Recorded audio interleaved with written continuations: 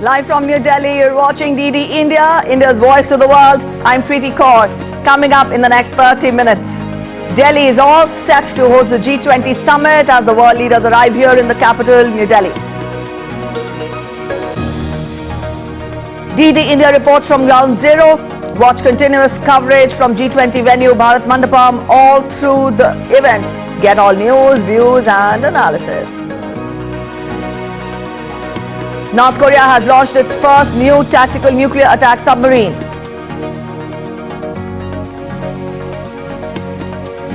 And Gabon Junta has named a former opposition leader as the interim prime minister.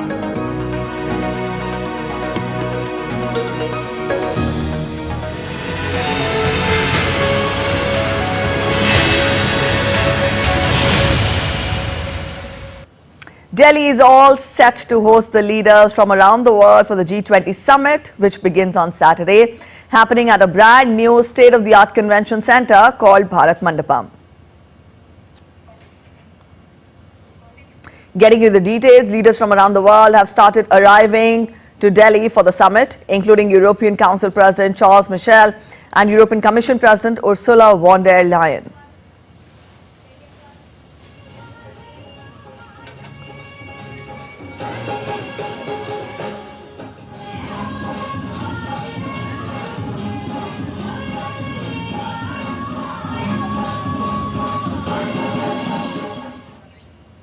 While the Director General of the World Trade Organization touched down late on Thursday.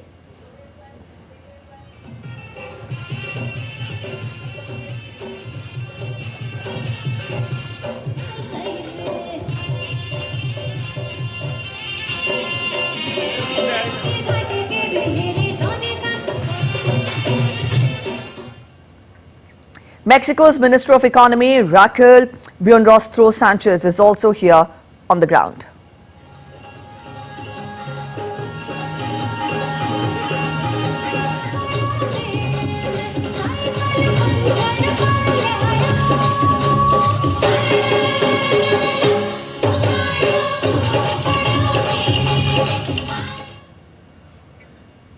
DD India correspondent Kriti Videra joins us live from New Delhi. Kriti, good morning. We've told our viewers about the leaders who have arrived in New Delhi. All right, I'm told that we've not been able to establish contact with Kriti there. We'll try getting back to her to get more on how the day is poised ahead as the G20 Summit begins tomorrow. We'll keep you updated on the preparations as well.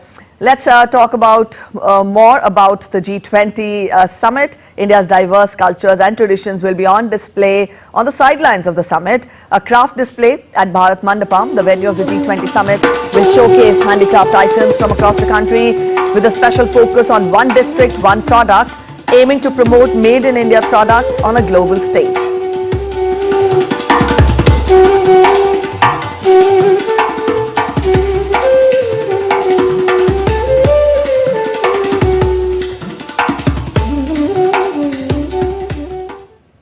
And if you could put a question to the world leaders gathering for the G20, what would it be? Our correspondents ask people exactly that to see what they think are the key issues that need immediate tackling. Women empowerment is still the most important issue. Second issue after climate change that is still need to be addressed. Many women are like working at home, like not getting that importance from that. So I think women can, can be encouraged to work from home, like starting their own startups or into entrepreneurship from that. One of the most important things to look at in terms of the G20 is debt. How do we sustainably manage the debt, especially, African countries are highly indebted in this regard. To be honest, I think education is one. Another thing, surprisingly, would be cost of living. As somebody who's young, kind of moving your way up and kind of getting that comfort zone and kind of getting to build your home is very difficult nowadays. Surely climate change, because even though we've been talking about it for a long time, not enough is being done to intervene seriously.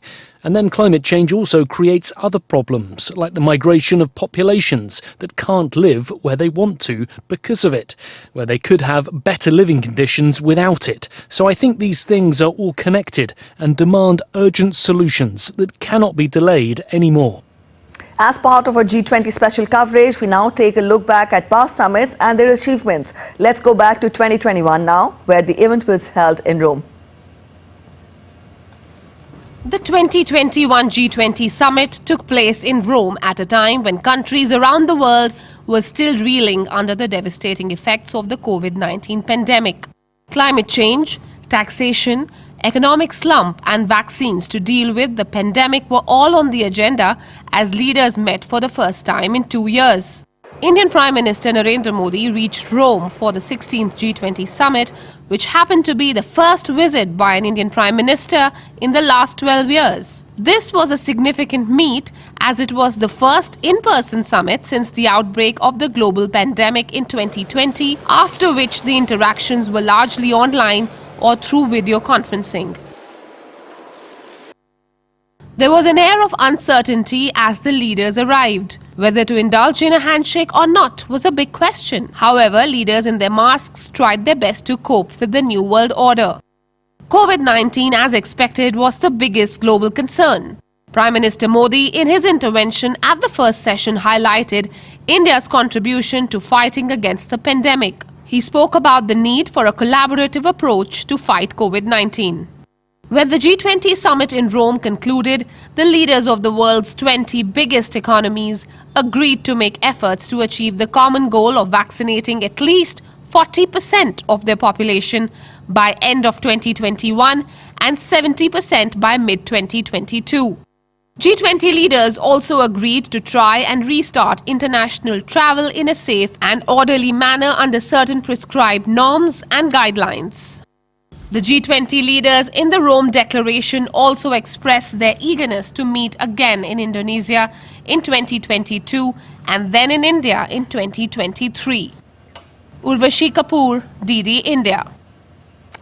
And farmers in Nigeria's capital Abuja are using agroforestry models to help them cope with the impact of climate change, a method that involves planting crops in between trees. Farmers are now urging the government to create more awareness about this system, saying they want help to train more people to tackle food insecurity and the impact of climate change. Ajak Mangut reports.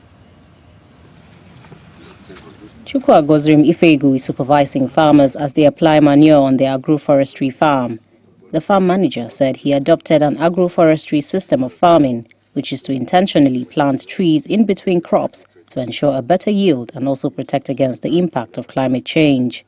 Trees like eucalyptus, gliricidia, the mahoganies, they are trees that absorb the carbon and put to the soil. So when you plant your arable crops such as the maize, cassava, millet, they absorb these nutrients and grow. And we don't use synthetic fertilizer like NPK. So these trees around do the mineralization that we need, like the nitrogen, the phosphorus, all are being gotten from the trees.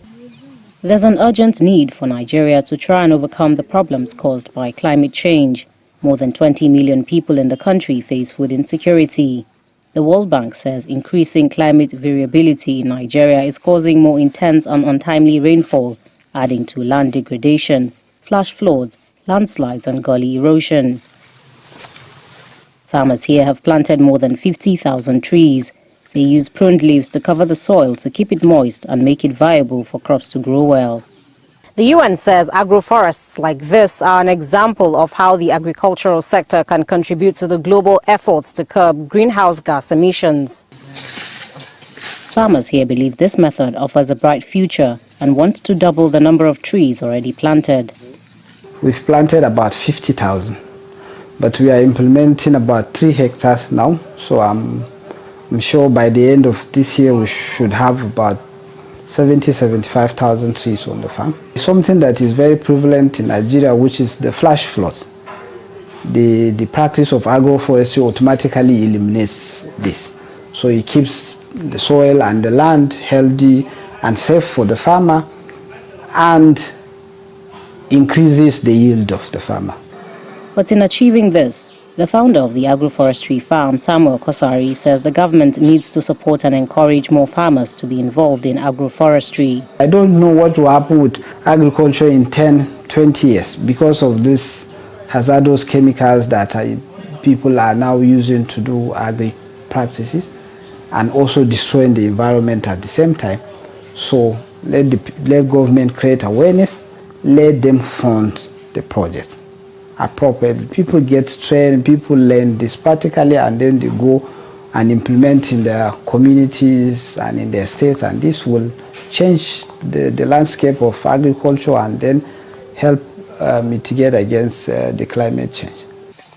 Nigeria's government says last year it signed a partnership deal with the European Union that will see 1.3 billion euros invested in the agriculture sector to fund about 60 agricultural projects, including agroforestry, until 2027. And this could see more agroforestry farmers like Chukwu emerging in the near future. Ajek Mangut in Abuja, reporting for DD India. So you can do exactly what I told you. And India is hosting leaders of the world's 20 biggest economies for the G20 Summit in Delhi. American President Joe Biden, leader of the world's biggest economy, will be there. But the leader of the world's second biggest economy, President Xi Jinping of China, will not be present. DD India correspondent Andrew Wood has more from Hong Kong. Well, sometimes Xi Jinping's absences are far more interesting than the things he's present for. You may remember at the BRICS summit, Mr. Xi was supposed to give a speech to business leaders, and he didn't turn up, and the Chinese Commerce Minister had to give the speech instead, and there was no reason given for this, although there was some speculation later that Mr. Xi perhaps wanted to avoid questions at the end of the speech, which might show that China's economic situation is not as good as people were hoping, certainly not as good as perhaps it was predicted to be at the beginning of the year when China finally got rid of its very strict COVID restrictions. Now, the fact that Xi Jinping won't be at the G20 Leaders Summit in India was at first perhaps thought to be a bit of a snub to India, perhaps a rebuke for retired senior Indian military men going to Taiwan for a conference on military issues in East Asia. But now Nikkei Asia, the Japanese news organization, is suggesting through its sources that perhaps this is a way, by not going to the G20 summit, Mr. Xi is actually saving face, because it says that during the summer recess, the summer holidays, usually senior Communist Party leaders get together at a seaside resort to discuss issues, and they did that this year. And that the reports that are coming out from sources are that Mr. Xi was taken to task by some of the senior, retired, elder communist politicians for the way he's running the country. And so by not going to the G20, he might be avoiding some difficult questions either in front of the scenes or behind the scenes. In Hong Kong, I'm Andrew Wood, reporting for DD India. And now we take a look at other stories making it to the headlines today. The Indian Space Research Organization on Thursday shared new images taken by Aditya L1. As part of ISRO's solar mission, Aditya L1 is scheduled to reach the Sun-Earth L1 point next year. It has also captured images of the Earth, the Moon, and as shared by ISRO on its social media site. Indian Minister of Road, Transport and Highways Nitin Gadkari reviewed the progress of ongoing national highway projects in the state of Tamil Nadu and Chennai. He said the Bengaluru-Chennai Express Highway will start by this year end or January 2024. He added that it will prove crucial in reducing the travel time between the two metros to just 2 hours. Ahead of the G20 summit, the Indian government plans to credit up to 1,000 rupees to the wallets of all G20 delegates. The wallets will be used to demonstrate the ease of digital payments in India, utilizing platforms such as Aadhaar, DigiLocker and Unified Payments Interface. Up next, we're heading for a short break, but still to come on this edition of DD India Live. Maui is marking 1 month since deadly wildfires on the Hawaiian island killed 115 people.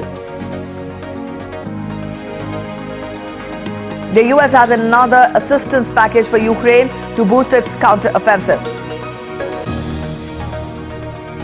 And at the US Open, Coco Gauff and Karolina Muchova are all set to face off in the first semi-final.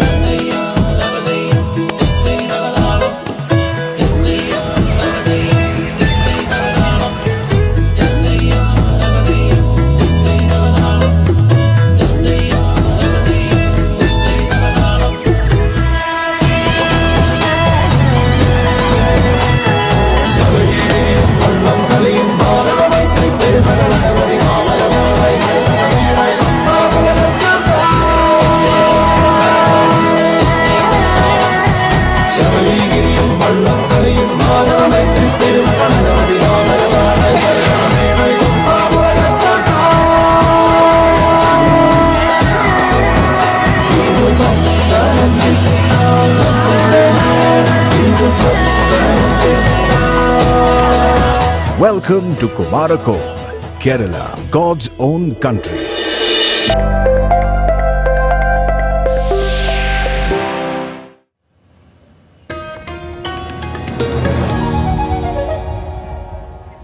You're watching DD India Live and I'm Preeti Kaur. Let's go back to our special G20 coverage. DD India correspondent Kriti Vadera reports from New Delhi. Kriti, it's a Friday morning today, a morning just before the G20 Summit. Let us get a sense of, is the preparation all done? Is the stage all set for the G20 Summit? Pretty well. It gives me immense proud to tell you that, yes, the big day has come and it's all set already, and all the last minute preparations have been taken care of yesterday, and it was made sure that no stone should be left unturned. All the preparations regarding the security and the beautification, of course, we all have witnessed that Delhi is looking magnificent with the beautiful artworks of portrait on walls, and we have seen beautiful sculptures and special arrangements for the security has also been arranged by NDMC.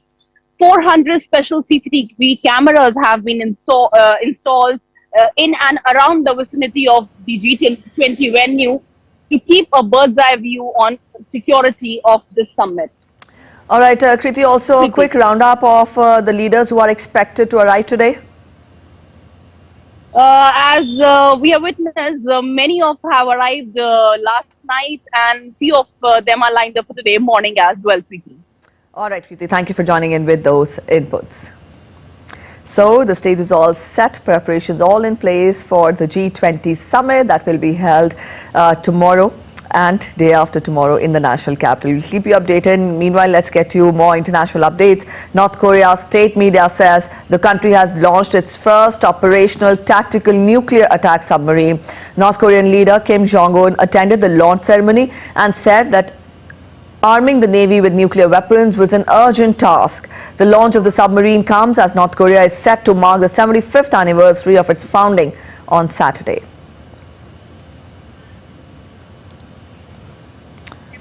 Let's get to updates from Africa now. The military rulers in Gabon have appointed a former opposition leader as the new interim prime minister. Raymond Ndong Sima's appointment was announced in a decree by the interim president.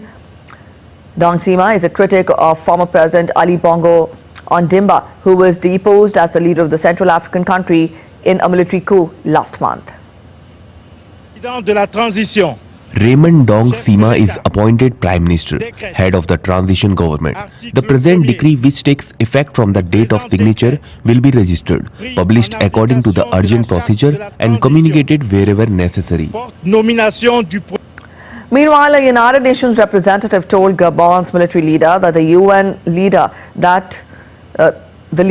UN stood ready to support the country as it transitions back to the constitutional order. Army officers seized power on August the 30th, annulling an election minutes after an announcement that incumbent President Ali Bongo had won, which they said was not credible.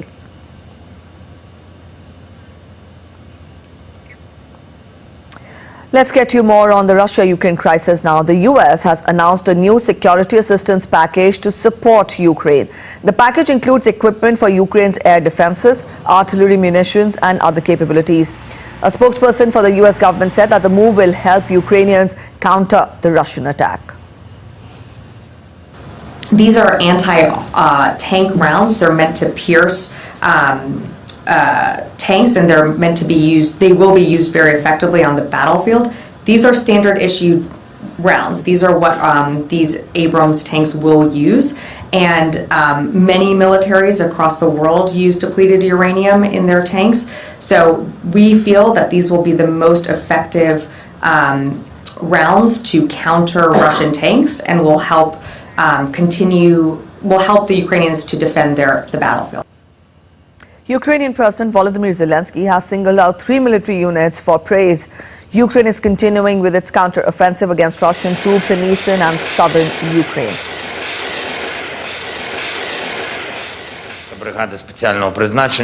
And to our soldiers, member of the National Guard, the 12th Special Force Brigade, which is fighting in the east of our country, as well as the 3rd and 15th Brigades of the National Guard, which are fighting in the southern areas. I thank you, warriors, Very, very effective action in destroying the enemy. Getting results in what Ukraine needs from everyone right now, across all levels, from everyone who is fighting for Ukraine, who is working for Ukraine, who is supporting us in the world. Let's get to weather challenges faced by people across the world. Friday marks 1 month since the massive wildfires swept through Hawaii. The island of Maui was worst affected when fires tore through the town of Lahaina, leaving 115 people dead and hundreds more missing. The fire was the deadliest in the U.S. since a 1918 forest fire killed more than 450 people in the states of Minnesota and Wisconsin.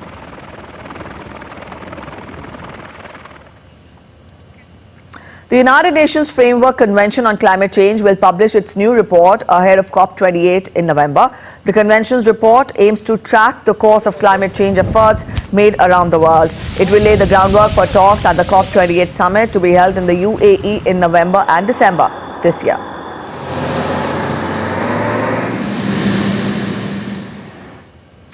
At least 39 people have been killed in a cyclone in southern Brazil.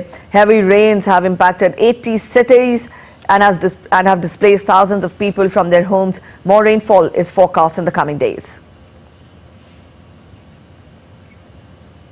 And now we take a look at other updates that are making it to the headlines from across the world.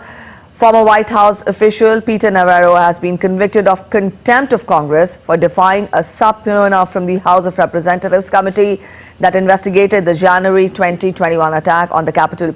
The jury found Navarro guilty after he refused to testify or turn over the documents. He could face up to a year in jail and will be sentenced in January. The number of children crossing Panama's Darien jungle in 2023 has passed 60,000, according to a report from UNICEF. The Darien Gap is a thin strip of land linking Panama to Colombia, regularly used by migrants and also a major drug trafficking route. UNICEF's figures show a new record number of children making the crossing through the forest, up from 40,000 last year. Activists in Mexico have celebrated a ruling by the country's Supreme Court decriminalizing abortion.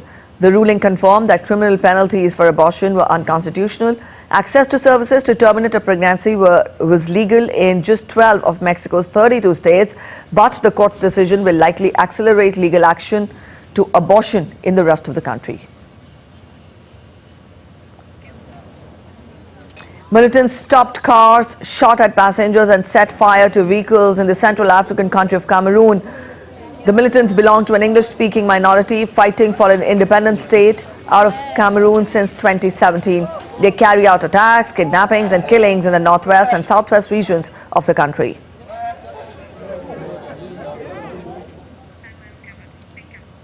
Let's turn focus to the world of business now. U.S. markets ended Thursday trading mixed over continued fears about the inflation fight. Meanwhile, Apple saw another day of drops following bad news out of China. DD India correspondent Nick Harper reports from Washington, D.C. Well, what the Federal Reserve does next was once again the main topic on traders' minds during Thursday's session. Disappointing economic data continues to worry investors, as it could lead the US central bank to continue rate rises, choosing more hikes at its 3 remaining meetings of 2023. US markets would like to see rates remaining unchanged, but with the trickle of bad data over the last few weeks, 1 or 2 more hikes seems increasingly likely. Out Thursday was the weekly jobless claims numbers, a lower than expected figure which shows the labour market remains strong. And that could push the Fed into raising rates once again. So at the end of Thursday's session, the Dow had risen 0.2%, but both the S&P and the Nasdaq fell. The S&P down 0.3%, the Nasdaq finishing 0.9% lower. It was the 4th straight day of declines for the Nasdaq. Meanwhile, Apple's shares took a tumble on Thursday. That was after reports that Chinese government employees will be banned from using iPhones, with workers being told not to use Apple devices for work or to bring them into their offices. Apple's shares closed down almost 3%. Nick Harper in Washington, reporting for DD India. Let's get you sports updates now. In tennis, in the US Open Women's Singles first semi-finals match is underway. World number 4, Coco Gauff, is up against world number 10, Czech player Karolina Markova. In the second semi-finals, world number 7, Madison Keys, will take on Belarusian player Aryna Sabalenka. Meanwhile, the men's semi-finals are due to take place on Friday, with Novak Djokovic and Carlos Alcaraz looking to set up a rematch after the two squared off at the Wimbledon final. DD India correspondent William Denslow has this preview from New York. Only Jimmy Connors has featured in more US Open semi-finals than Novak Djokovic, who's now made it to the Final Four in New York 13 times. 36-year-old Djokovic has featured in Grand Slam semi-finals 47 times altogether, surpassing Roger Federer's record. He'll also be crowned world number 1 next week, regardless of how the rest of the tournament pans out. His opponent on Friday will be the big serving American Ben Shelton, who's the youngest American man to reach the US Open semi-final since Michael Chang back in 1992. On the other side of the draw, it's the current number 1 seed against the number 3. Carlos Alcaraz booked his place in the semi-final, having dispatched Alexander Zverev in straight sets on Wednesday. He'll be up against Daniil Medvedev. The Russian will not only be up against the US Open's defending champion, but a searing heatwave in New York. During his quarter-final game, he said that players could die because of the conditions. Many pundits are expecting to see a Djokovic-Alcaraz final on Sunday, and the prospect of a repeat of their epic 5-set thriller that the 20-year-old Spaniard won at Wimbledon back in July. William Denslow in New York, reporting for DD India. India's Rohan Bopanna and his Australian partner Matthew Ebden entered the final of the US Open with a straight-set win over French pair on Thursday. This will be Bopanna's second appearance in a Grand Slam men's doubles final. With this feat, the 43-year-old Indian also became the oldest player to reach a Grand Slam final in the Open era. And that's it in this edition of DD India Live. But let us know your thoughts on the news of the day. You can connect with us on Facebook, X and also Instagram.